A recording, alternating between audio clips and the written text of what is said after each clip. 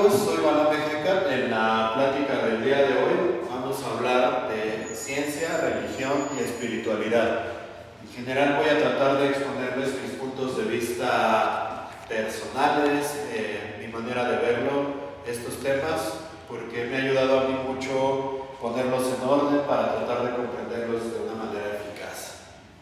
La ciencia. Lo primero que vamos a ver aquí es que el término ciencia como tal existe desde el año 1840 y fue un término acuñado por William Whewell en 1840.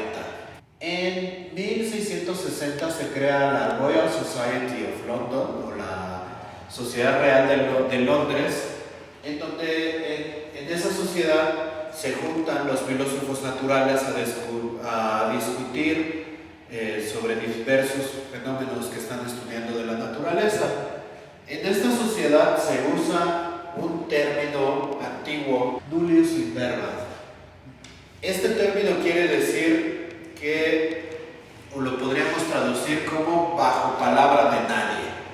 No vamos a creer aquí algo simple y sencillamente porque alguien venga y nos lo diga. Vamos a creer en las cosas que nosotros podamos comprobar, en las cosas que podamos experimentar y que sean tangibles.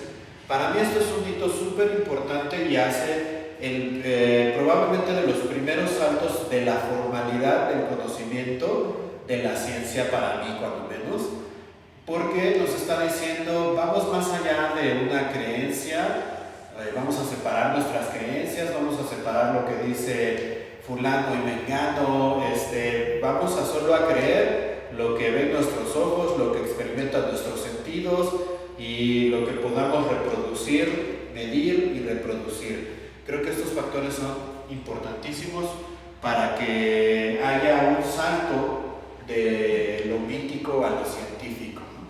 Del conocimiento tangible al chisme, ¿no? Hay una gran diferencia. Una cosa interesante me parece y que voy a retomar de un pensador que es uno de mis favoritos, Friedrich Nietzsche. En su obra, que traducida al español es La Bella Ciencia, Friedrich Nietzsche dice que la ciencia describe el cómo, pero no el por qué. Esto quiere decir que la ciencia nos va a ayudar a comprender los procesos de la naturaleza. Cuando yo quiero comprender un proceso de la naturaleza y lo llevo a un proceso científico, voy a ver exactamente cómo es que ese proceso funciona o se da a cabo, ¿no? Voy a estudiar cómo funciona, cómo se da una reacción, cuáles son los elementos que se necesitan, etc. La ciencia nos va a decir el cómo, bien trabajada la ciencia nos va a poder describir los procesos de la naturaleza de una manera específica y vamos a poder reproducir esos experimentos y cada vez que veamos reproducciones de esos experimentos vamos a poder ir tomando más datos y vamos a poder ir haciendo conjeturas de lo que creemos, de por qué funcionan así. Sin embargo, vamos a ver que estos porqués van a ser teorías y estas teorías no van a ser otra cosa que las especulaciones que los científicos hacen a partir de los datos que les dan sus experimentos. Esta es la diferencia de una teoría a una simple conjetura. Yo puedo conjeturar algo, puedo conjeturar lo que quiera de algo que haya experimentado o no, pero una teoría va a ser una conjetura sobre algo que ya se está experimentando. Esto va a ser la gran diferencia de las teorías y lo que les va a dar un sustento mayor a la teoría de un simple chisme. Sin embargo, hay que ver algo muy importante y es que esta teoría es solo eso, es la conjetura de una persona que está experimentando, está viendo los cómo y está intentando explicar un por qué. Pero esta teoría nunca va a pasar de eso. Nunca vamos a saber, por ejemplo, si un científico dice una teoría, esa teoría puede adaptarse a los resultados y a las observaciones de nuestro experimento, pero no necesariamente eso comprueba que la teoría sea cierta. Podría tal vez darse los mismos resultados en el experimento con un porqué diferente. Del cómo no hay falla porque el cómo lo estamos explicando o lo estamos obteniendo directamente de nuestro proceso de experimentación, pero el por qué es algo que está abierto a la conjetura. Un ejemplo muy claro, muy directo, es el de la gravedad. Los objetos caen, hay un fenómeno clarísimo que podemos experimentar y reproducir, que es la atracción de los objetos hacia la superficie terrestre. En general, este fenómeno es muy bien conocido por la humanidad, y desde las épocas de los filósofos griegos ya Aristóteles tenía la idea de que si uno tiene un objeto pesado, ese objeto iba a caer a la Tierra con mayor velocidad que un objeto menos pesado. Pero ahí vemos que esto de lo que habla Aristóteles en realidad no era más que una conjetura. No estaba, realmente nadie lo había experimentado, hasta que vino Galileo Galilei y se sube a la torre de Pisa y empieza a hacer experimentos y deja caer varios objetos. Y al dejar caer en objetos se da cuenta que en realidad todos los objetos grandes y pequeños caen con la misma velocidad, e incluso descubre Galileo que existe un fenómeno de aceleración, que es que van aumentando la velocidad. Pero en este ejemplo podemos ver cómo la conjetura de Aristóteles fue buena por cientos de años y funcionó, y la mayoría de la gente simplemente leyó a Aristóteles y dijo: esta conjetura debe de ser. Pero el que realmente se dio científico y el que aplicó el nullius in verba fue Galileo, y dijo: bueno, aunque Aristóteles diga esto, yo lo voy a intentar comprobar, a ver si es cierto, ¿no? Entonces, cuando él hizo los experimentos, pues se dio cuenta que no coincidían con las conjeturas de Aristóteles. Entonces, ahí nos damos cuenta de un ejemplo de cómo hay una aplicación científica y cómo una teoría en realidad puede ser aceptada a pesar de que nadie la haya experimentado. Por eso es muy importante aplicar nullius in verba bajo palabra de nadie. Después, en el mismo asunto de la gravedad, Isaac Newton tiene su teoría, donde ya hay toda una fórmula matemática del cómo, porque vamos a ver que van a describir excelentemente el cómo los objetos son atraídos con ecuaciones numéricas, y que a través de esas ecuaciones podemos resolver prácticamente todo el movimiento que vemos aquí en la Tierra. Para Newton, en su teoría, la atracción, que él llamó de gravedad gravitacional, está ligada a la masa del objeto directamente. Entonces, mientras más masa tiene un objeto, más atractivo es, y es inversamente proporcional a la distancia, ¿no? Mientras más lejos está, menos la fuerza, y mientras más cerca están unos de otros los objetos, mayor la fuerza de atracción. Igual vemos que esta teoría de la gravedad de Newton prácticamente fue elevada a ley, y los científicos decían: esto es inamovible, ¿no? Cada que hacemos el experimento comprobamos que el cómo que nos describe Newton funciona. Pero aquí no solo estamos peleando el cómo, sino el por qué, y vamos a ver que el por qué nunca va a estar inamovible. Después viene otro científico que es Einstein y que dice: no, la atracción de sus objetos no se da por la masa del objeto, sino se da por la interacción de la masa del objeto con el medio que él llama tiempo-espacio. El tiempo-espacio no es más que un medio, y al interactuar con ese medio, los objetos en movimiento crean atracciones y repulsiones. Entonces es otra teoría por completo, y de hecho las teorías de Einstein deberían ya de quitar la palabra gravedad, porque la palabra gravedad es esta idea de Newton de que hay una fuerza inherente a la masa del objeto que atrae a otros, y hasta ahorita en las observaciones más bien van cargadas al lado de Einstein. Sin embargo, podemos ver que en estos procesos, como les digo, nunca se ha dicho la última palabra. Una teoría nunca puede saltar a ley. Una teoría simple y sencillamente es la conjetura que hace el científico a decir: estoy experimentando esto, estoy recibiendo estos resultados, y mi conjetura es que pasa por esto. Pero ese por qué siempre va a ser una teoría, nunca va a estar escrito en piedra.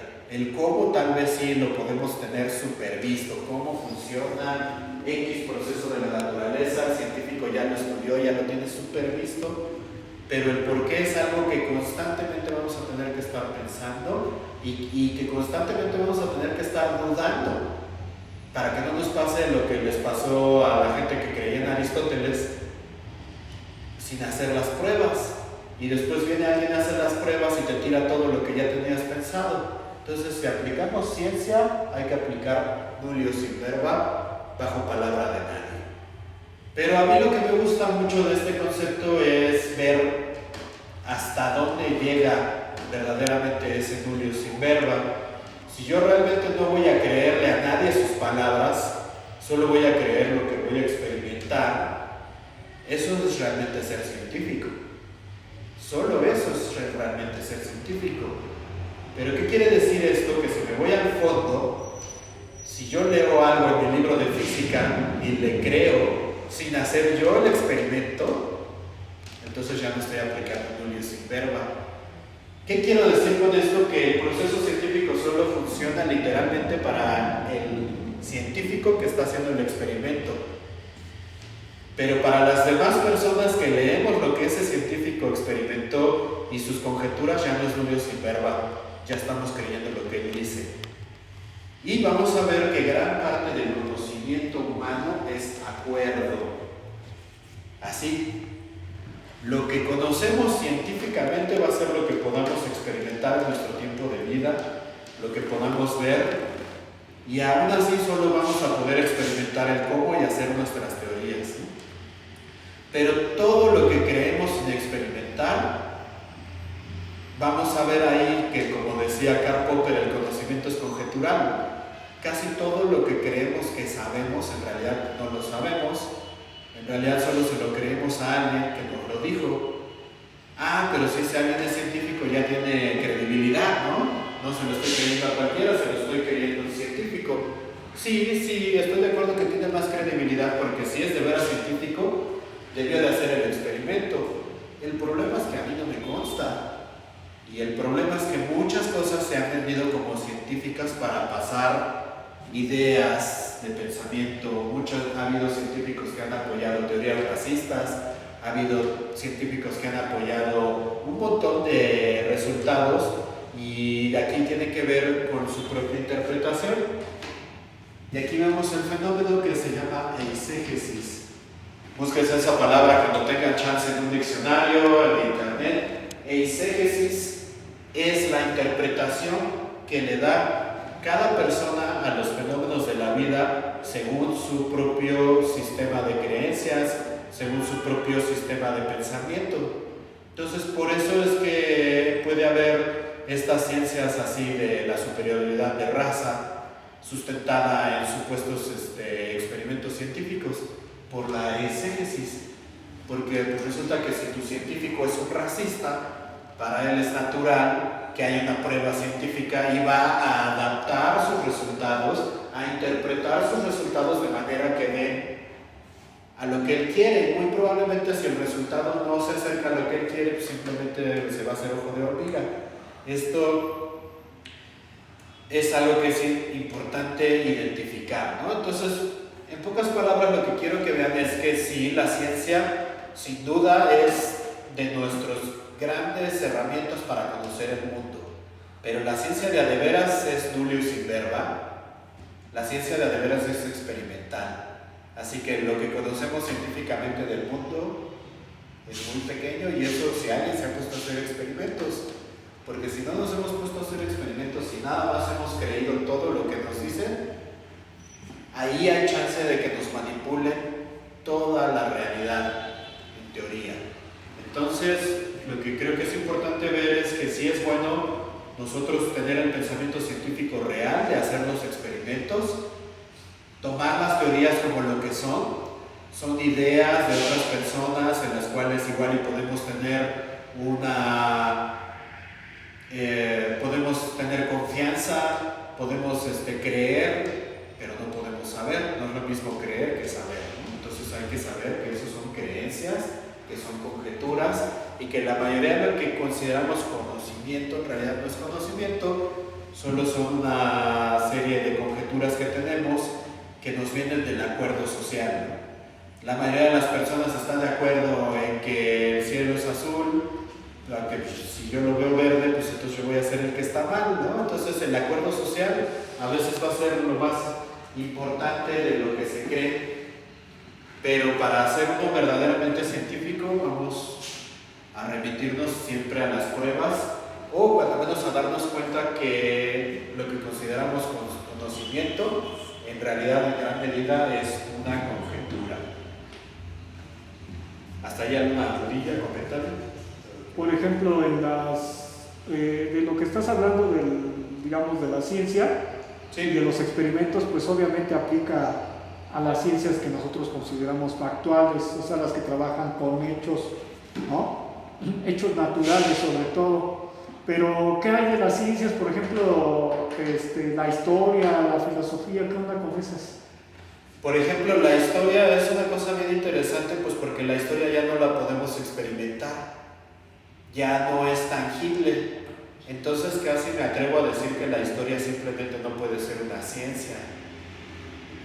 Qué bueno que no vinieron ahorita mis amigos historiadores, ¿no? Pero es que en realidad que la historia suele ser creerle a quien la escribió y sabemos y estamos seguros, si estudiamos en general, que ha habido un montón de manipulaciones en lo que consideramos historia y lo podemos ver ahorita. Ahorita en nuestro tiempo de vida se están escondiendo cosas, ya no quieren que estudien, por ejemplo, nuestro pasado precolombino, ya no quieren que sepamos cómo eran las civilizaciones antes de las masacres y la colonia que se vivió en nuestro continente.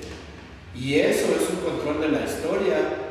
Ahorita mismo podemos ver simplemente la independencia de Texas, ¿no? Así va a ser muy diferente cómo se la cuenta a los estadounidenses a cómo nos la deberían de contar en México, porque saben que no nos lo cuentan. No, ese es un conocimiento que está oculto. Ya a los niños ahora no saben de las invasiones estadounidenses a México, no saben de esa barbarie, ni lo que nos quitaron, ni cómo fue, no se sabe. Bueno, no lo saben. Hay documentos de las personas que lo vivieron y que relatan las cosas que les tocó vivir. Así es, entonces toda la historia en sí no alcanza este nivel científico. Sí, claro que dentro de todo lo que, como dicen, si el río suena es porque hay agua lleva, ¿no? Pero también teóricamente nos podrían mentir todo. Y ha pasado. Si fuéramos unos niños chiquitos nos podrían decir que las nubes son de algodón y que nos trajo la cigüeña. Y eso es algo real y hay gente que todavía lo cree. Y nos pueden decir lo que sea, absolutamente lo que sea. Si no lo podemos comprobar, no sabemos. Nosotros vemos un mapa del mundo y ahí podría estar, no sé, la Atlántida en medio del Pacífico, megacontinente enorme y simplemente no lo sabemos. Si nos dibujan el mapa diferente, nosotros no hemos viajado, no lo hemos visto. O sea, es rudo porque nos hace darnos cuenta que sabemos casi nada del mundo. Somos como esas hormigas que reciben un mensaje químico de las otras y que dicen trae más comida o se necesita, pero tú no lo estás viendo, solo estás recibiendo un mensaje. Alguien puede hackear ese sistema de información y lavarnos el cerebro. Por eso, para realmente hacernos libres, tenemos que darnos cuenta que solo conocemos lo que experimentamos y todo lo demás hay que dudarlo, incluida toda la historia. Y si hacemos eso, vamos a ver y si estudiamos, vamos a ver que gran parte de lo que llamamos historia es el punto de vista de un fulano mecano que aplicó su eisegesis y que dejó de contar algunas cosas y que exacerbó otras según a esa persona se le dio la gana. Por eso vamos a separar mucho aquí lo de realidad y verdad. Realidad y verdad es algo que a mí me importa mucho para separar la teoría del conocimiento. Y vamos a decir que la realidad es todo lo que percibimos los individuos, lo que vemos, lo que oímos, lo que olemos, lo que gustamos, lo que sentimos, todo lo que entra por nuestros sentidos, todo lo que procesa el cerebro, esa información, es nuestra realidad. Cada individuo tiene su realidad. Nadie va a ver a través de mis ojos, ni va a oler a través de mi nariz, ni va a sentir a través de mi piel más que yo. Mi realidad es única. Entonces vamos a ver que para mí estas realidades es un pequeño cuadrito. Yo solo veo este cachito de la realidad, es solo un pedazo, solo lo que alcanzo a oír, solo lo que alcanzo a ver, lo que alcanzo a percibir en el tiempo de vida que tengo. La gran mayoría del mundo no lo vamos a poder percibir nunca. Entonces para mí la verdad va a ser la suma de todas las realidades. Si hubiera un ente que pudiera ver todas las realidades a través de los ojos de todos los animales, a sentir todas las sensaciones y tener todos los puntos de vista de cada ser consciente del universo, ese ser sabría la verdad. Solo ese ser sabría la verdad. ¿Qué es lo rudo de este asunto? Que ningún humano tiene la verdad de nada, absolutamente de nada. Solo tenemos conjeturas de nuestra ventanita de mundo y que es una cosa súper pequeña. Vivimos en un planeta, en un pedazo del universo, y de por sí hay miles de colores que no vemos, millones de sonidos que no escuchamos. Estamos completamente limitados en nuestra experiencia de vivir dentro de este saquito de carne que dura un rato en nuestra existencia, así que humildemente hay que aceptar que solo tenemos nuestra realidad y que gran parte nunca vamos a llegar a la verdad de nada. En realidad solo vamos a tener teorías, algunas más avanzadas, algunas con más pruebas de sustento, pero la verdad no está alcanzable bajo ningún ser vivo dentro de esta conjetura. Y en general esto es lo que quiero que veamos de la ciencia. Es un sistema de conocimiento, es muy bueno, es muy avanzado, pero no le podemos creer sus palabras a nadie. Solo podemos creer lo que experimentamos. Y de eso que experimentamos solo vamos a poder hacer teorías, no más. No vamos a poder decir esto es la ley del universo, nunca. Así que es muy bueno conocer la ciencia, aplicarla como un sistema de conocimiento de lo mejor que tenemos, pero hay que darnos cuenta de sus limitaciones. Y lo que decías de la filosofía, aquí ya me parece que para todo lo que no puede alcanzar la ciencia está la filosofía, porque la filosofía es una búsqueda de la verdad generalizada. No está con los límites de la ciencia de que tiene que ser experimentable, tangible, perceptible, reproducible y demás cosas. Yo puedo filosofar del origen del universo y va a estar muy difícil poner el universo adentro de una pecera y hacer experimentos, ¿no? Entonces, la filosofía no tiene esas restricciones y vamos a utilizarla entonces como un sistema de pensamiento que también nos va a ser muy útil. De aquí vamos a ver el paso a la religión. Ya ubicamos que la ciencia es un sistema para conocer el mundo. La religión es otro sistema muy antiguo para conocer el mundo, para filosofar de dónde venimos, por qué existen las cosas. Desde que hay conciencia en un ser vivo, ese ser vivo tiene chance de preguntarse el por qué, de dónde vienen las cosas, qué es lo que sucede. Y de estos viejos sistemas los vamos a conocer ahora como religiones.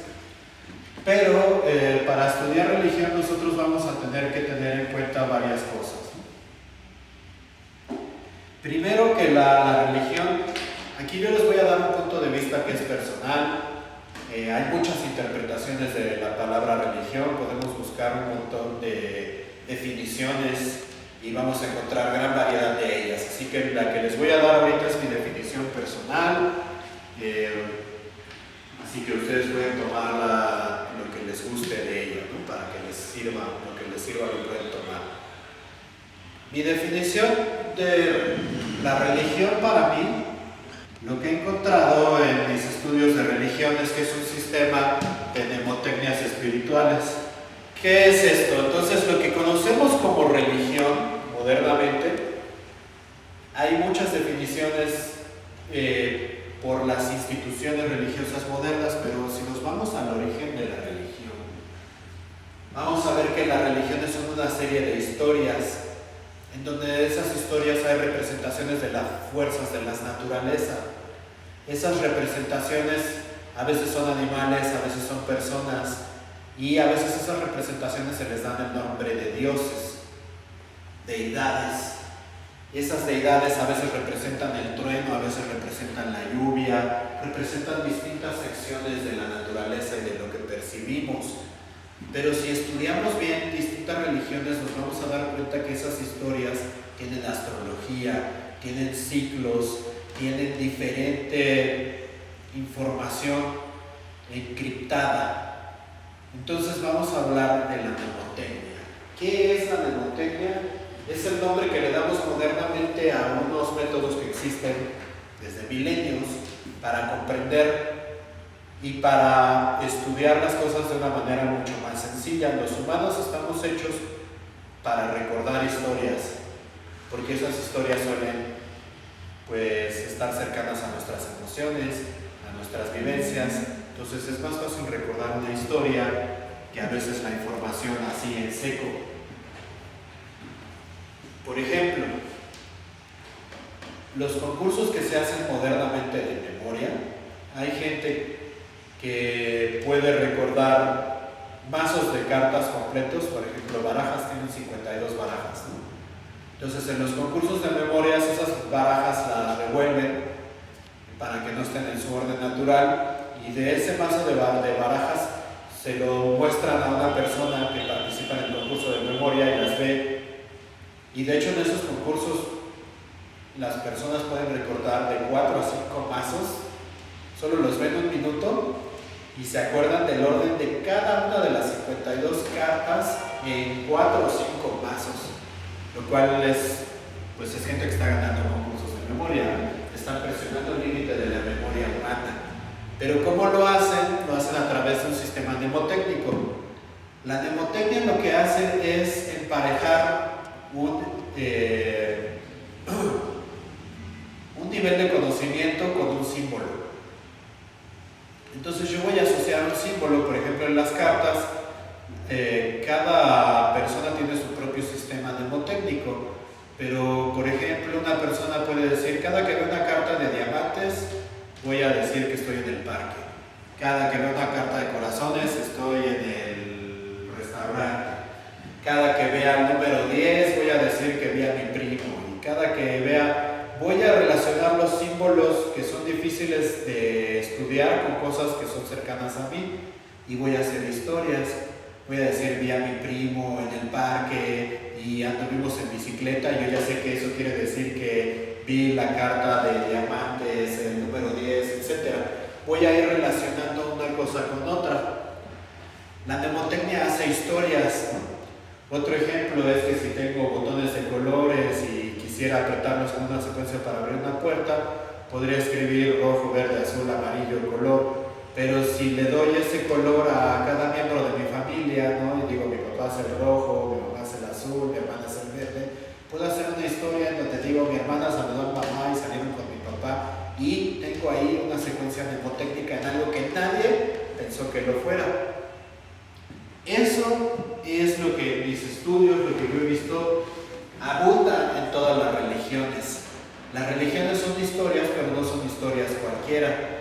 Son historias que van a hablar de procesos, en general van a ser astrológicos, la gran mayoría de ellos, pero todos los procesos que hablan están ligados a la naturaleza, a la espiritualidad, a los porqués de cómo funciona el universo metidos en una historia. Un ejemplo muy claro, que está muy bien descrito, por cierto, en la película Zeitgeist, que pueden ver el principio de la película Zeitgeist, está bien descrito este proceso: el solsticio de invierno. Resulta que en el solsticio de invierno, que son entre el 21 y el 24 de diciembre en general, hay un montón de deidades que nacen en esa época. También aquí está ligado el nacimiento de Huitzilopochtli, o algunos ligan el nacimiento de Jesucristo al 25 de diciembre o en general a la fecha del solsticio. Y por ejemplo en Zeitgeist hacen todo un análisis de cómo está relacionada la mnemotecnia cristiana con el solsticio de invierno.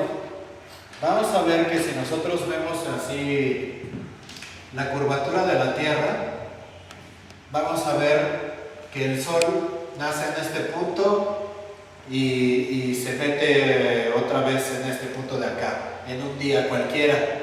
Y si nosotros estudiamos el movimiento del Sol, vamos a ver un movimiento gradual de esos puntos en donde nace y en donde se vuelve a meter.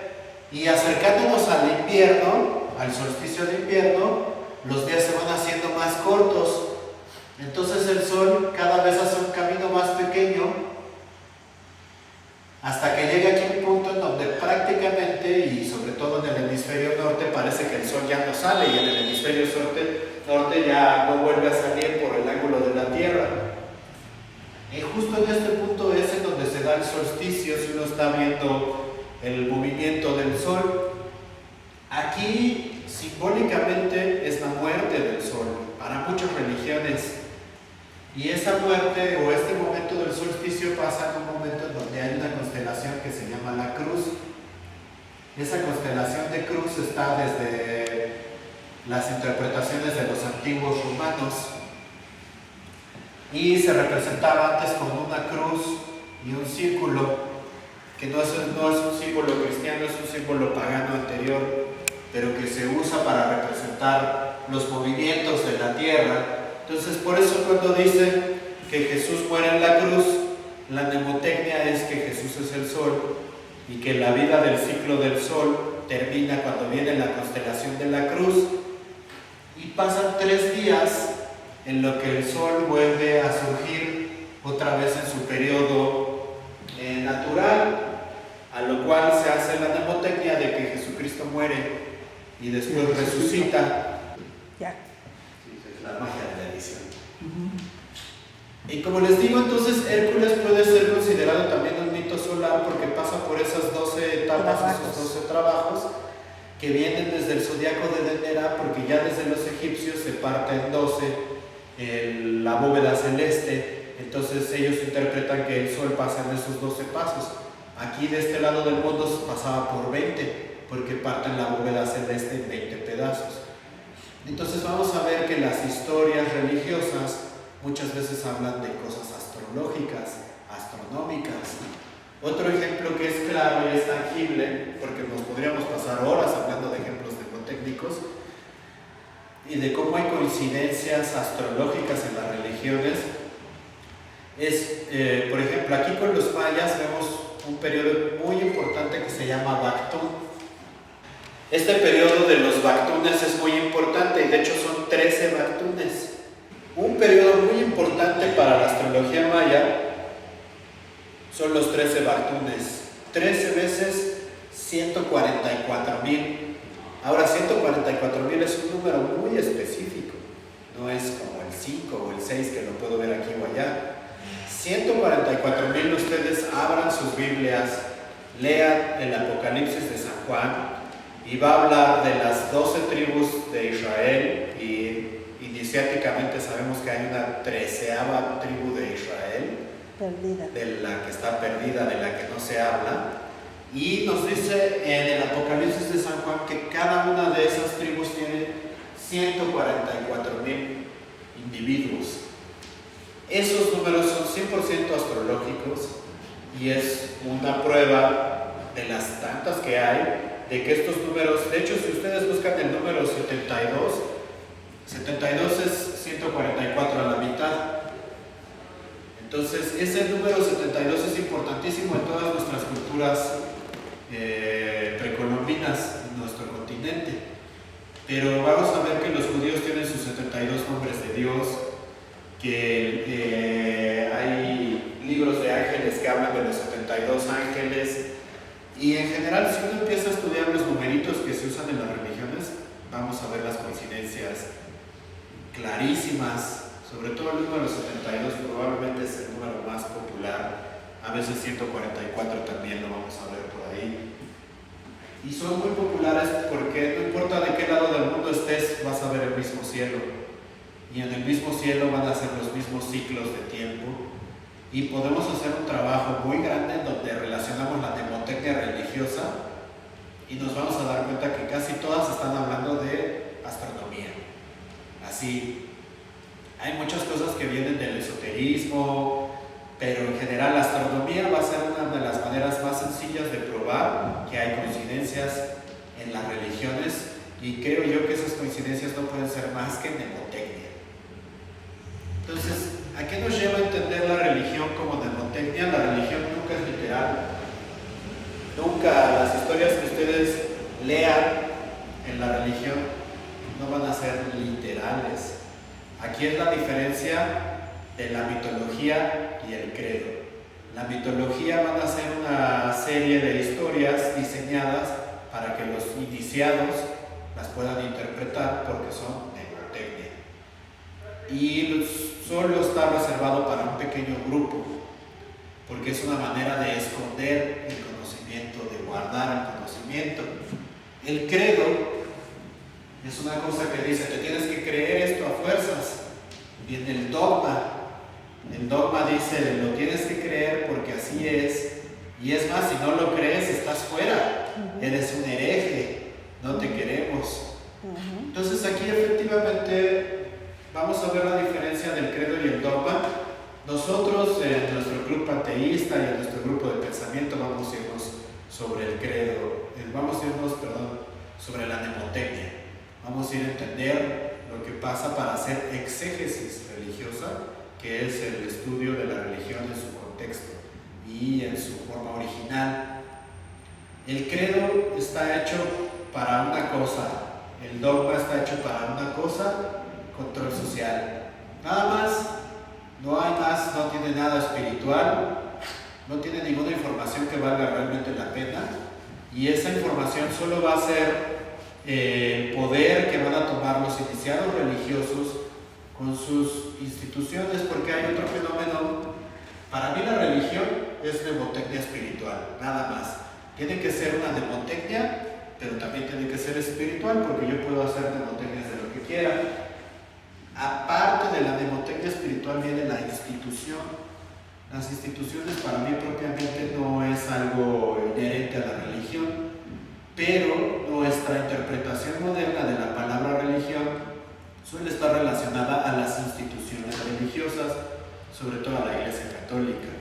Y son esas instituciones religiosas las que son responsables del dogma y del control social, y de hecho teóricamente esas instituciones no están enseñando religión.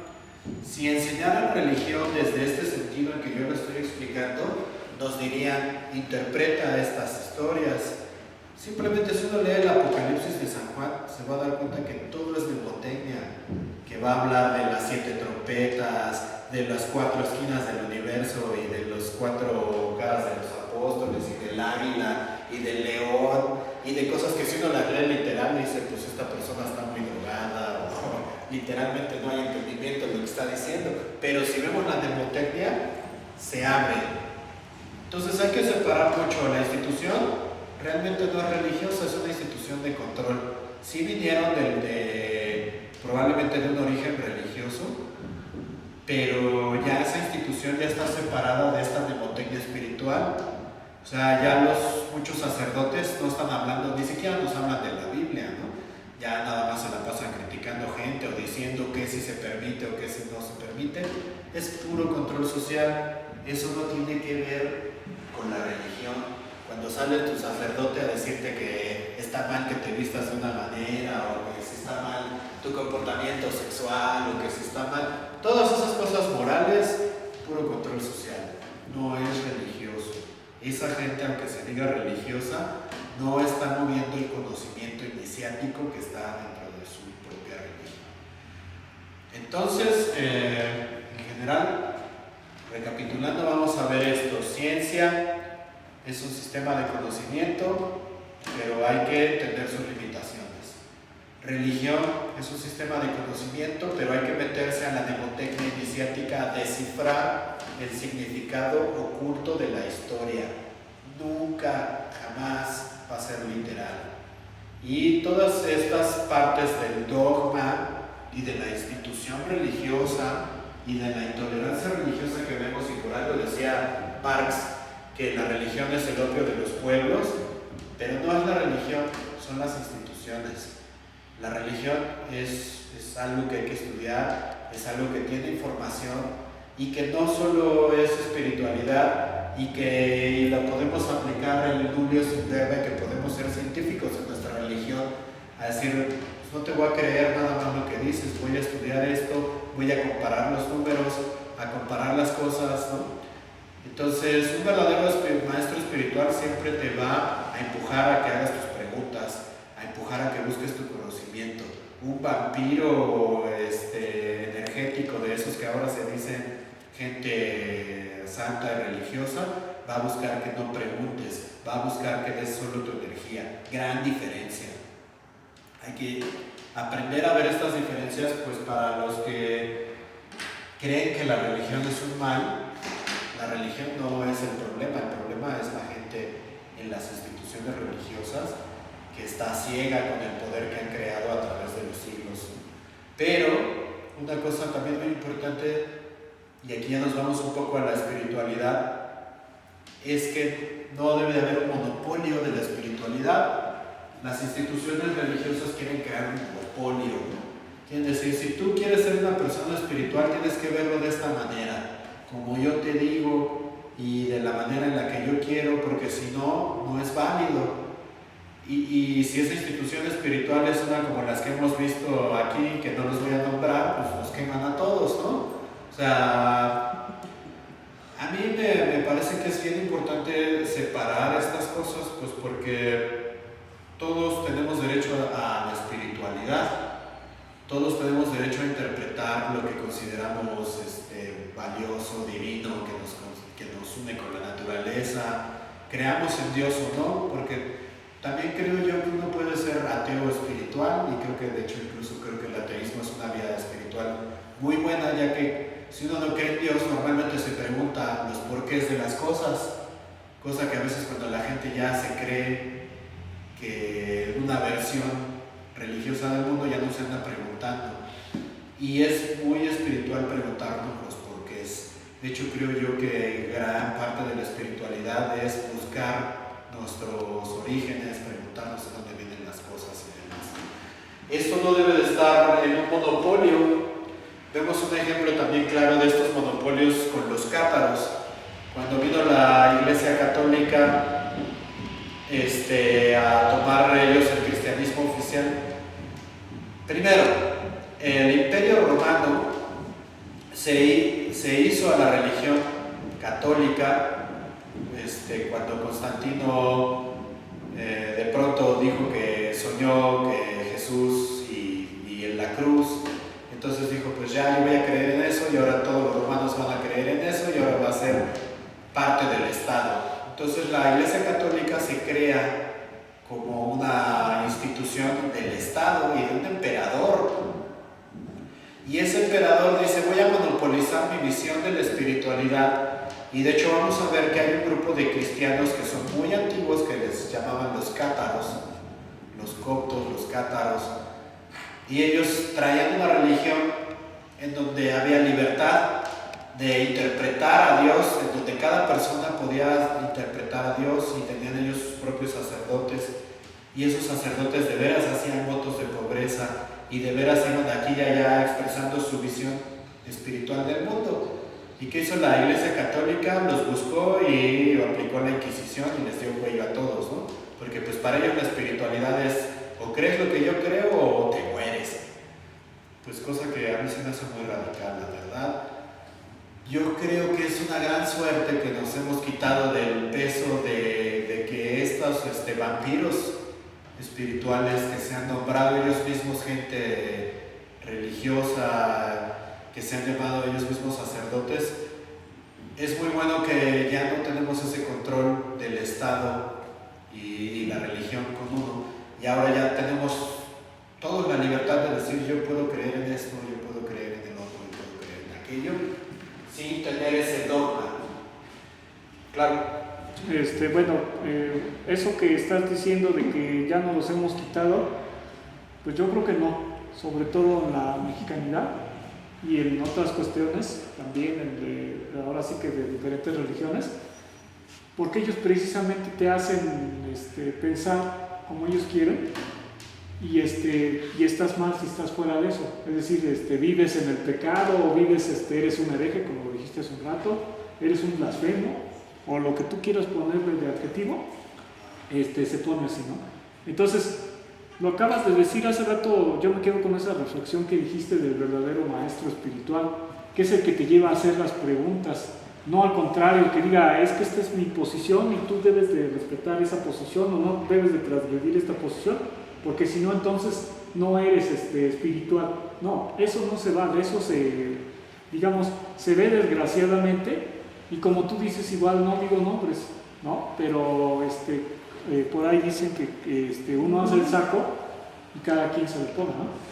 Y en ese sentido, yo creo que pues, en un momento dado debemos de ver a los verdaderos maestros, que son ni siquiera los que se hacen, digamos, de dinero con estas cuestiones, porque hay mucho charlatanería, mucho charlatán, de que te dicen, no, es que yo te voy a hacer esto, y pues los ves que tienen dinero y la pobre gente en busca de espiritualidad, precisamente en busca de algo que les reconforte, ¿sí? Pues se va con esos farsantes, ¿sí? Y les lavan el cerebro y luego también hay ceremonias en donde a lo mejor igual ni siquiera saben manejar, por ejemplo, el ayahuasca, ¿no?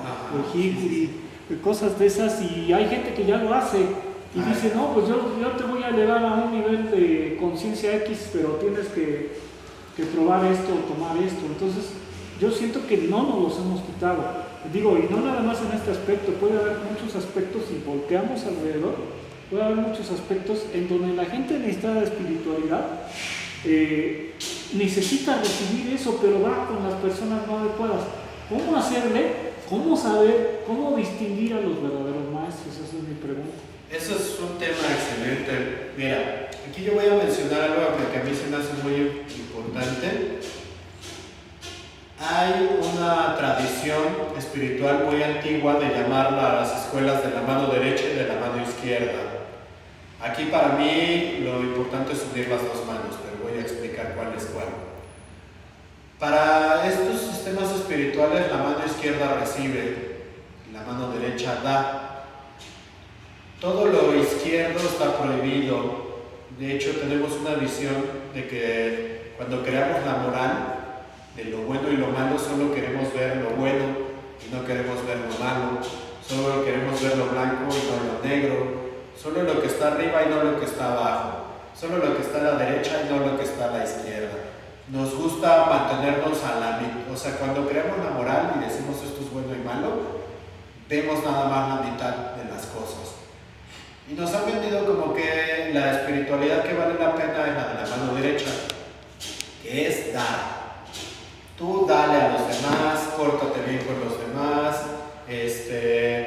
esa va a ser la espiritualidad que nos venden, y es una espiritualidad maravillosa. Yo no digo que no, es excelente dar. El problema es que no se puede dar lo que no se tiene.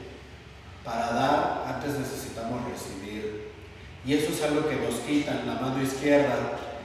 La espiritualidad de la mano izquierda está relacionada ahorita casi con el diablo y con un montón de hecho es algo que movía a Aleister Crowley y gente que ahora está relacionada con lo más malo y lo más macabro, ¿no? Pues resulta que esa gente está diciendo, a ver, yo quiero recibir y voy a buscar conocimiento y voy a buscar crecer en autoestima y voy a buscar crecer en espiritualidad para después de que yo crezca y me llene de cosas, entonces ya puedo dar. Esta espiritualidad de la mano izquierda a mí se me hace muy importante, y vamos a ver que es muy diferente el maestro izquierdo y derecho. El maestro de la mano izquierda te va a decir, toma, hazte grande, hazte fuerte, no dependas de mí. tú hazte de tus propios conceptos, tú busca tus propias respuestas. Si yo te puedo ayudar, te ayudo, te puedo guiar, te guío, pero el maestro de la mano derecha, y es así como de tú vives para los demás, esto nos crea unos fenómenos muy terribles que ahora vemos en sectas y religiones, como es así de la dualidad individuo y colectivo. En la espiritualidad de la mano derecha es el colectivo, es lo que importa, el individuo no, el individuo está prohibido. Entonces, como solo el colectivo importa, pues con eso se basan para hacer dinámicas en sectas en donde te dicen, pues como tú no importas como individuo, sacrifícate por el colectivo, y por eso hay tanto abuso en las sectas. Abuso sencillo, te quitan tu dinero, pero hay abuso sexual, hay abuso emocional, hay abuso de todo tipo, porque la gente está con esta espiritualidad de lo que importa es el colectivo y yo como individuo no importo. Entonces esto es muy peligroso, porque nada más ver este lado colectivo de la espiritualidad es muy fácil que me manipulen y que me hagan pedazos, y eso lo vemos ahorita en el mundo. Sectas, religiones están tomando esas ganas genuinas de la gente de ser espiritual y de tener una convivencia colectiva. Y todo esto lo hacen porque a su individuo lo hacen pedazos. De hecho, podemos identificar a las sectas y a las religiones que funcionan como sectas porque te hacen pedazos como individuo y te dicen, tú no vales, ¿no? Tú no tienes opinión, tú aquí no le cuentes nada a tu familia, te separan, te van alienando de tu mundo. Eso lo hacen mucho las sectas.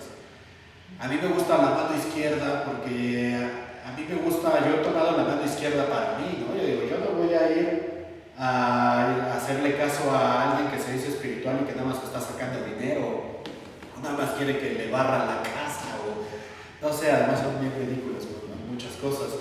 Yo lo que quiero es conocerme, quiero saber de mí, y al saber de mí me siento mejor, conozco mis emociones, tengo autoestima, o sea, voy a crecer mi individuo. Esto es algo que ha estado prohibido durante mucho tiempo, pero es indispensable. Necesitamos creer, y el verdadero maestro de la mano izquierda te va a decir crece, te va a ayudar a crecer y no va a tener estos problemas de vanidad que tienen los sacerdotes modernos, en donde buscan tu energía. Y bueno, ahora tenemos problemas de sacerdotes violadores, ya no nada más en la institución esta grande, sino que ya hay en un montón de lados, porque están cayendo en algo muy oscuro, que es llamarse a ellos mismos maestros espirituales. Y yo les digo a todos ustedes que se llaman maestros espirituales, muy probablemente no lo son. Y no lo son por el mismo hecho de llamarse ustedes mismos maestros espirituales.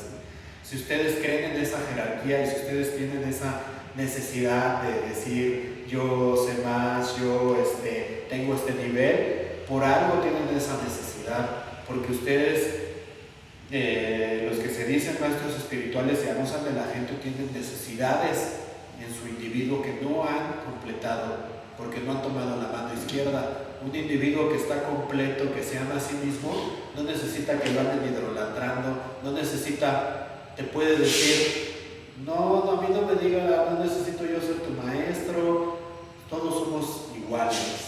Todos somos hermanos, habrá personas que tienen más experiencia, otras que tienen menos, y es cosa de ayudarnos todos. Yo creo que una espiritualidad horizontal es a lo que le tienen miedo. Yo creo que es el miedo de la mano izquierda, que cuando estamos completos y seguros los individuos, no necesitamos de jerarquías, no necesitamos de imposiciones. Hay una verdadera espiritualidad en el acuerdo social, en el respeto. Y ese tipo de espiritualidad, creo yo que realmente hay una nueva era, ¿no? Yo sé que ahí está muy choteado el nombrecito y hay muchos charlatanes por ahí que lo toman para hacer dinero en el retiro de ayahuasca y la ceremonia, pero de veras hay una receptividad que no había antes. Cada vez hay más gente, hay una dualidad que es egocentrismo y empatía. Si yo soy egocéntrico, solo veo mi punto de vista en el mundo. Y si tengo empatía, me pongo en el lugar del otro. Hemos vivido en un mundo egocentrista por completo, en donde los países hacen sus guerras, en donde los individuos con el capitalismo buscan acumular materia, en donde cada quien jala agua para su molino. Pero la empatía, ponerte en el lugar del otro, es algo que es básico para una nueva espiritualidad armónica y que poco a poco se va dando. No digo que ya sea enorme, pero cada vez tenemos más de eso. Cada vez hay más empatía, por ejemplo, a las diferencias que se las han impuesto a hombres y mujeres. Cada vez hay más empatía a los animales y a que no haya maltrato animal. Cada vez hay más empatía a temas de derechos humanos. O cada vez hay más gente que dice, oye, yo me voy a preocupar por otro, no nada más por mí. O sea, me preocupa que otro no sufra. Me preocupa a la sociedad que no llegue a esto. Ese nivel de empatía creo yo que es el verdadero enfoque del movimiento de la nueva era, el que está genuino, ¿no? Como digo, claro que va a haber charlatanes y gente mentirosa, hay gente que aproveche, pero de a de veras va a haber más conciencia y hay una serie de cambios en el mundo, en la sociedad. Habrá que pueda creer en el cambio de la precesión de los equinoccios, en los ciclos solares, en que va a haber un movimiento de los polos y todo esto tiene ciencia atrás. Pero aunque no haya nada de eso, los humanos en la sociedad en la que estamos ahorita estamos empujando un cambio porque estamos llegando al nivel de población en donde ya no hay sustentabilidad para la cantidad de humanos que hay en el mundo ahorita. O sea, en cuestión de decenas de años ya no va a haber recursos para la gente que hay en el mundo ahorita. Y si tomamos en cuenta que en decenas de años probablemente las estadísticas dicen que la población se va a triplicar, estamos llegando a un verdadero parteaguas, a un hito histórico que nosotros mismos los humanos estamos dándole metástasis a la Tierra. El humano está actuando como un cáncer en la Tierra. Recordemos que la célula cancerígena no se da cuenta que es parte de un organismo, entonces acumula de más. Exactamente, el humano está actuando como el cáncer en la Tierra. No nos damos cuenta que somos parte de un organismo, acumulamos como sociedad, entonces estamos matando a la Tierra y esto va a provocar un cambio de era humano. Aunque no pase nada de lo que dicen de que se muevan los polos, aunque no vengan los extraterrestres y nos digan que estamos mal, aunque no haya un cataclismo y se muevan los continentes, hay un cataclismo humano y estamos sobre él ahorita, está pasando ahorita. Eso es algo que es muy difícil de negar si uno lo quiere analizar. Necesitamos, por eso a mí me interesa mucho hacer este trabajo. Esta espiritualidad que yo vengo a proponer no es para todos, es para la gran minoría. La gran mayoría de ustedes, de las personas, pues penosamente están controlados por una espiritualidad vampírica. Pero lo que yo quiero hacer es extender ciertos conceptos de las que la gente se pueda hacer para decir todo esto, ¿no? La religión son sistemas. Hay una espiritualidad de a de veras en la religión. Todas las religiones son válidas, pero dense cuenta que la religión es una interpretación humana de un fenómeno enorme que pasa, ¿no?, en la naturaleza. Y en general aquí lo que yo voy a hablar es una espiritualidad panteísta. Voy a saltar ya este tema. Yo crecí todo el tiempo como un ateo y ahora soy panteísta. Panteísta quiere decir que pan en todo y teos sería como divinidad, como que todo es divino, todo es Dios. A mí se me hace fácil conjeturar que si hay una deidad que realmente fuera válida para mí, tendría que ser todo lo que existe. Todo, tú y yo, y el colibrí, y la mosca, y la nube, y el viento, y los planetas, todo eso es parte de una conciencia y solo hay una conciencia y esa conciencia es el universo. Y esa conciencia del universo, para mí yo lo llamo el espíritu del universo y es como el equivalente a lo que se usa con la palabra Dios. Propiamente no me gusta usar esa palabra porque Dios, yo considero un Dios una representación de las fuerzas de la naturaleza. Hay muchas representaciones de Dios. pero no creo en Dios como lo representa el monoteísmo, sobre todo abrámico, del tipo de la barba que está en la nube, checando que todo sea vestido ese Dios. de emperador romano. Ajá, ese Dios de plano, cada quien puede creer lo que quiera, pero yo, dentro de mi punto de vista personal, les puedo decir que ese Dios no existe. Ustedes creen lo que quieran, pero ese Dios es una invención de control social. La verdadera deidad del universo es muchísimo más hermosa, muchísimo más grande. No es un tipo, porque además ya lo personifican, ¿no? Y ya es hombre y ya tiene, y además necesita que le hagas caso y tiene cierto número de reglas. Eso es ridículo. Cualquier persona que trabaja un poco más la espiritualidad y la razón se va a dar cuenta que la espiritualidad de veras es el ente que se mueve en todos nosotros. Incluso una de las facultades más grandes que se les da a Dios es ser creador, ¿no? Dios es creador, y si uno pregunta, pues ¿qué creó Dios? La mayoría de la gente te va a decir, Dios creó todo. Entonces, no sé, como que si yo te digo, a ver, si yo hago un dibujo así como de cualquier cosa, ¿no? Así, si yo hago un dibujo, si hago una escultura, si escribo un libro, digo, a ver, ¿este libro lo escribió Dios o lo escribí yo? Porque si Dios hizo todo, pues Dios también hizo este libro, ¿no? Y todo lo que hacemos las personas, ¿lo hizo Dios o lo hicimos nosotros? Entonces, aquí hay un problema filosófico, dices, o es co-creación, ¿no? O sea, dices, bueno, sí, Dios es el autor, pero co-creadores todos los demás, ¿no? Lo único que me parece lógico es decir, si Dios es todo, entonces este libro sí lo escribió Dios, en el sentido de que Dios es la conciencia que está dentro de mí. No digo que yo sea Dios, pero mi conciencia es un pedazo de Dios. Entonces, realmente Dios crea todo a través de su división de conciencias en cada individuo. Y Dios hace el bien y Dios hace el mal.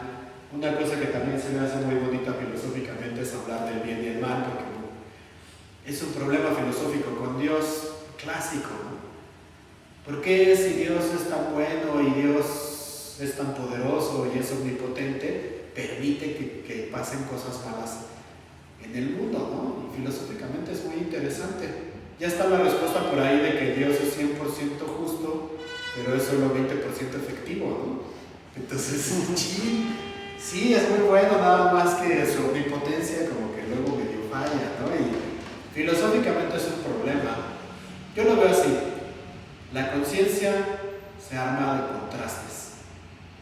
Ahora también les encanta a la gente espiritual hablar de la luz y los hermanos de luz y todo es luz, ¿no? Y como que la oscuridad me la dejan allá a un lado, ¿no? Esa es malvada. Pero hay que darnos cuenta que mucha luz y mucha oscuridad no vemos nada. Si está lleno de luz no vas a ver nada. Si está lleno de oscuridad no vas a ver nada. Si realmente quieres hacer algo del mundo vas a tener que combinar luz y oscuridad para comprenderlo a través de los contrastes. Si realmente quieres saber de ser feliz, tienes que sufrir, porque si no sufres, si todo el tiempo estás en el éxtasis de la felicidad, ¿cómo sabrías que eres feliz? No tendrías un punto de comparación. Entonces, el mundo, si fuera todo perfecto y todo alegre, no funcionaría, ¿no? Hasta en la Matrix dicen, ¿no? Creamos una Matrix perfecta y a nadie le gustó, pues porque qué aburrido, o sea, yo siempre he pensado si existiera el paraíso como lo pintan, pues sería bien aburrido, ¿no? Así, imagínate todo así de, ay, éxtasis y felicidad. Y yo creo que la conciencia quiere ver todo, quiere sentir dolor para compararlo en el amor, ¿no? Quiere sufrir, al fin de cuentas el mismo espíritu se mete en cuerpos para vivir experiencias. Y cuando nosotros estamos adentro de este cuerpo lloramos y decimos, ¿por qué Dios permitiste que mi gato muriera? ¿No? Hacia la Drácula, de que dices, ¿por qué? ¿No? Si eres tan bueno, permites estas cosas y uno salta al ateísmo cuando se muere el gato o el perro, ¿no? Dices, ¿por qué? ¿No?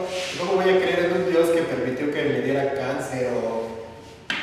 El asunto es que no estamos viendo que Dios no es moral, que la moral se la inventaron unos cuates ahí para manipularlos, pero en el mundo real no hay bueno ni malo. Nosotros mismos podemos escoger una vida con sufrimiento, y aquí me acuerdo porque Tlanesi hablaba del trabajo de biznaga, que tú solito enterrarte a agujas, tú solito ponerte en una tarea súper difícil. Eso en la India es el trabajo del fakir, porque el fakir no es nada más para entretener a la gente. El fakir va y se acuesta en la cama de clavos, o se pone en una posición súper incómoda, o hace algo para trabajar su voluntad. Va a decir, vas a sufrir, te va a costar trabajo, pero tu espíritu va a crecer. Es más, ¿qué sería del espíritu sin sufrimiento? Ahora podemos ver a Séneca y a los estoicos que dicen, aprecia ese sufrimiento porque te va a ayudar a crecer. No es nada más así como de, vamos a sufrir por nada, ¿no? O sea, esta visión estoica, nada más de recibir por recibir, ¿no? Es de recibir esas partes oscuras para notarlo claro a través del contraste, ¿no? Entonces es una espiritualidad que a mí se me hace muy bonita porque es supramoral. Ya no te pueden manipular de esto es bueno y esto es malo, simplemente es consciente o inconsciente. Cuando uno es inconsciente, la espiritualidad panteísta nos diría todo es divino, la conciencia de este ser está en todo. Si uno es consciente de esto, pues sabes que tu prójimo es otra versión de ti mismo. Por eso creo que le dicen que Jesucristo decía, perdona a aquellos que te ofenden porque no saben lo que hacen. Y eso es inconsciencia. Si uno ofende, si uno lastima, si uno hace daño, simplemente como enterrarte un cuchillo a ti mismo. O sea, lo haces porque no te das cuenta que te estás haciendo daño, que es parte de ti. También por eso siempre recuerdo lo que Tlakatzin decía, que una conciencia avanzada es protectora. Incluso él decía Tecutli, protector, no solo señores de nosotros. Pero a mí me gusta mucho esa idea, ¿no? De decir, de a de veras, ¿no? Y tú que decías de los maestros espirituales, si de veras es una conciencia avanzada, te va a proteger.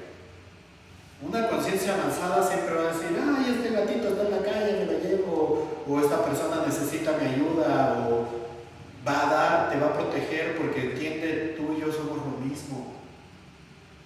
También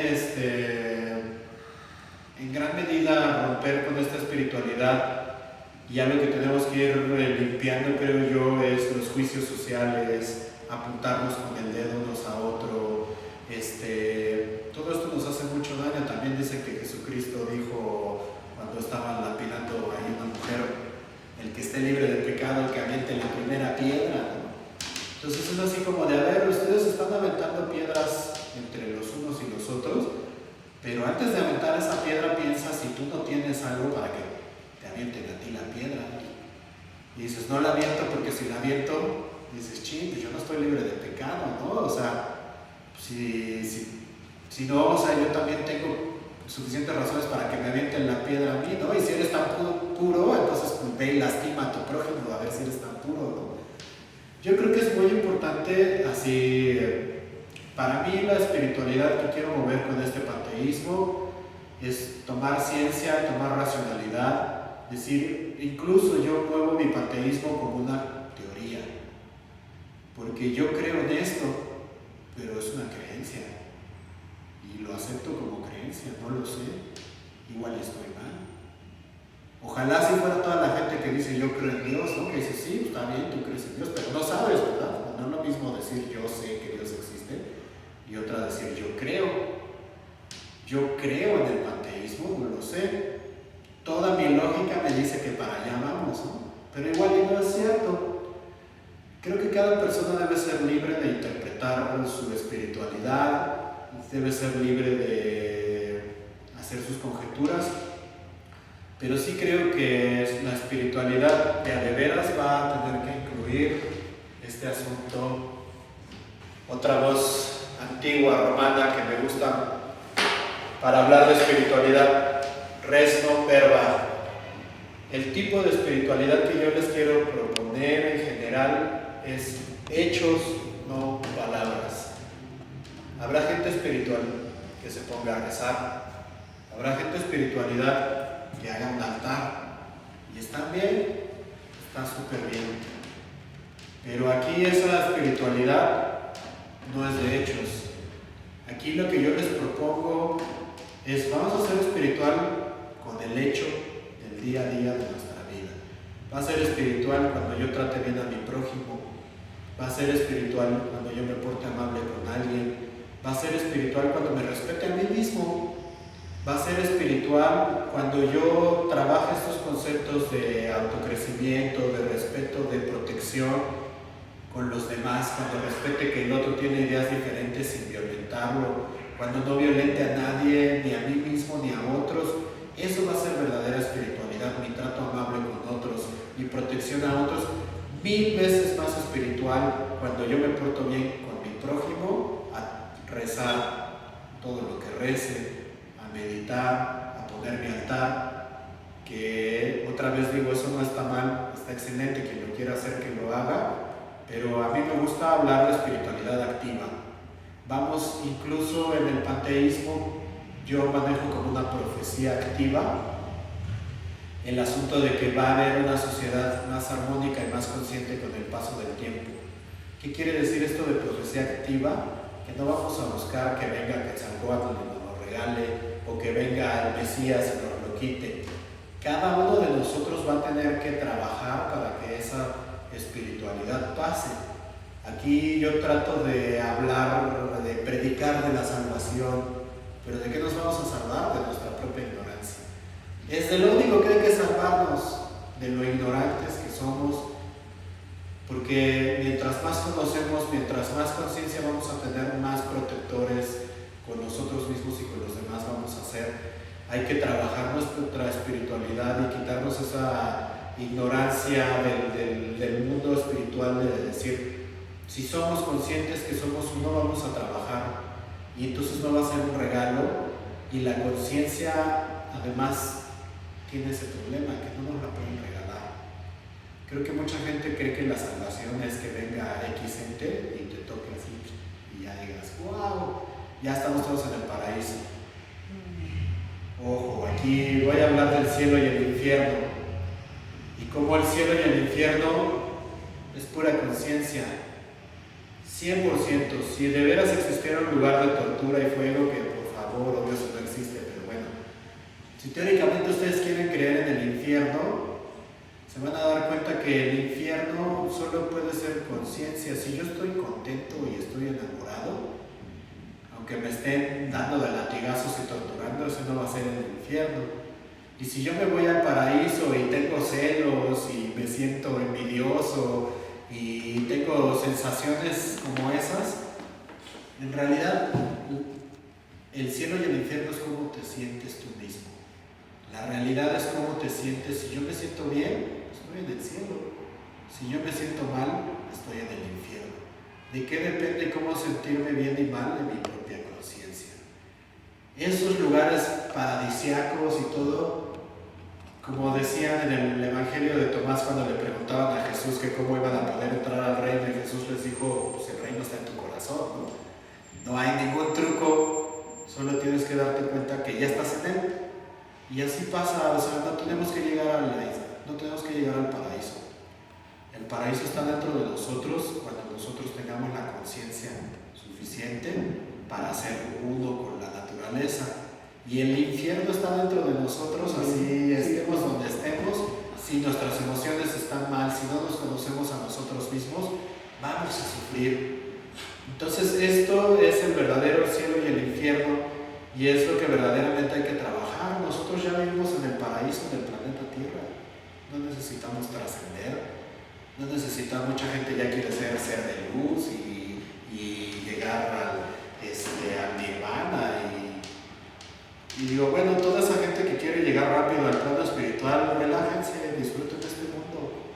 Y este mundo y esta carne es tan hermosa como estar en el nirvana, en el paraíso. Incluso puede que haya muchas más lecciones aquí. Otra cosa que es muy recurrente también es la reencarnación. y la menciono como un plano de conciencia. Cada quien puede pensar lo que quiera y creer lo que quiera, pero recurrentemente todas las religiones antiguas nos van a hablar de reencarnación.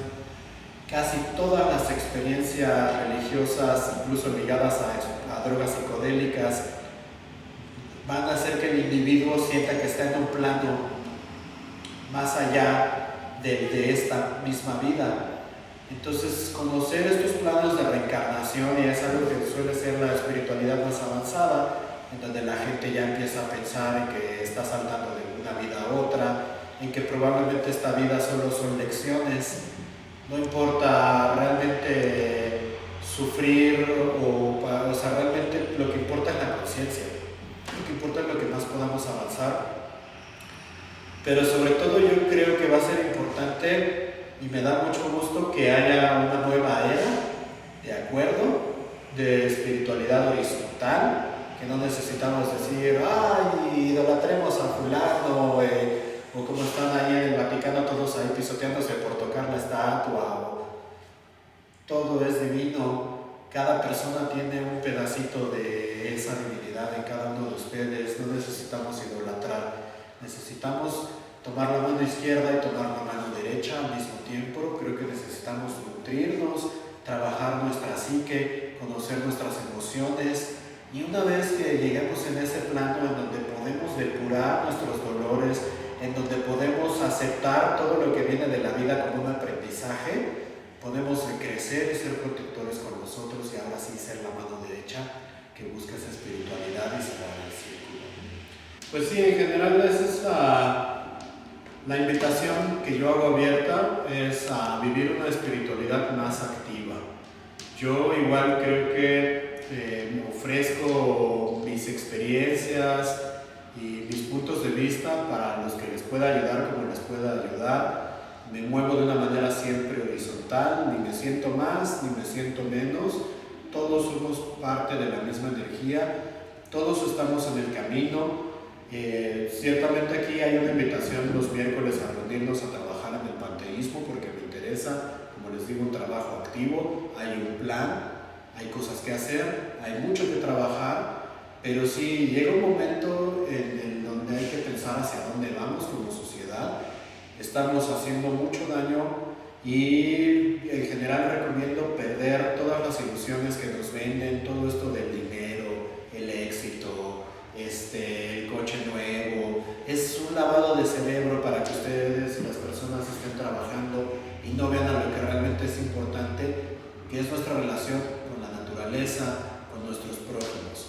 Ahora, si mucha gente igual ni podrá ver esto, a los que lo puedan ver en el video y que no estén físicamente aquí, o que incluso no vivan aquí en la Ciudad de México, no puedan venir, los invito a que trabajen su espiritualidad con sus acciones.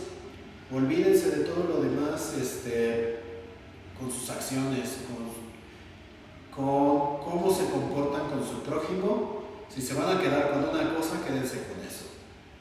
Compórtense con ustedes mismos y con sus prójimos con respeto, y después, si pueden, con protección. Eso va a hablar de un verdadero nivel de trabajo espiritual, ¿no? Pero es un trabajo titánico, y pues igual a mí me da mucho gusto que vaya habiendo opciones, ¿no? Decir, bueno, yo creo este grupo y lo he creado para que haya gente que se sienta espiritual y no religiosa, y que pueda entrar aquí, y que no haya dogmas. A cualquier persona religiosa, cualquier persona atea, la espiritualidad va más allá de eso. La espiritualidad va a ser cómo vamos a convivir y cómo vamos a tratar esta congruencia en nuestra convivencia en general, en proteger a otros y en nuestro respeto. Igual es un tema que hay que seguir trabajando mucho, pero creo que cuando menos esto sienta hay una base interesante del pensamiento panteísta, de cómo podemos ser racionales, de cómo podemos estudiar las religiones y nos pueden dar espiritualidad. Hay mucho que aprender, hay mucho que hacer, y estamos justo en el momento para hacerlo. Y yo les agradezco mucho que hayan venido a esta plática. Gracias. Gracias.